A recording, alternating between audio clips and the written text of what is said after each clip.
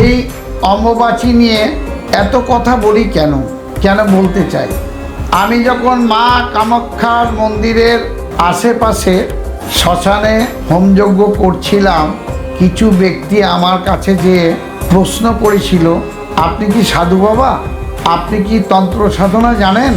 তা আমি জানি কি এগুলো প্রশ্ন আমি উত্তর দিই না। যারা তাবিজ দিয়েছে তারাও জানে মামার কাছে কাজ হয় না।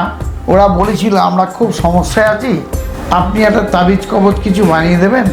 দীর্ঘ 10 থেকে 15 বছর আগে আমি বলেছিলাম দুটো কাজ আছে, সেই কাজটা কি?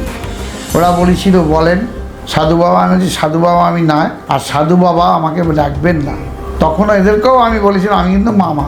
তা যাই হোক, তা আমি যখন সিদ্ধ লাভ করলাম, বলে আপনি একটু মাথায় হাত দিন।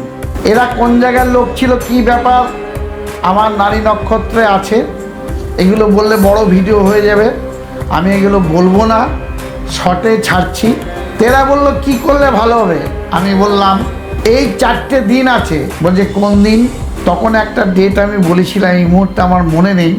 আগামী সেই দিনটা আসছে, সেটা কি 22 তারিখ থেকে 25 তারিখ পর্যন্ত অম্বুবাচী আছে। এই অম্বুবাচীর মধ্যে যদি কেউ মা কামাখ্যা দেবীর তাবিজ গ্রহণ করতে পারে, তার আপদ বিপদ সুসময় খুলে যাবে। আর একটা কথা আমি বলেছিলাম, বগলামুখী তাবিজ করলেও মারাত্মক কাজ। আপনি করেন না? না বাবা, আমার দ্বারা সম্ভব না। বগলামুখী তাবিজ সবাই করতে পারে না। ঝড়ে বগ মারে, ফকিরের কেরামতি বাড়ে। বগলামুখী তাবিজের নিয়ম হচ্ছে 13 মাস লাগে।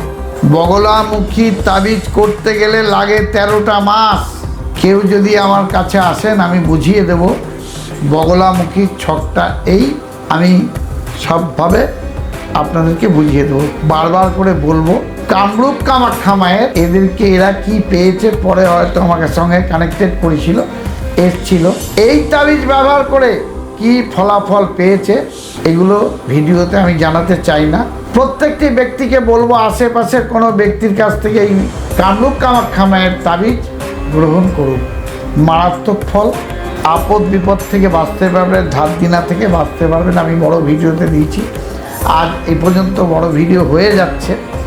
আজ এই পর্যন্ত। আপনারা আসবেন নৈহাটি নেত্রালোক চোখের হসপিটাল।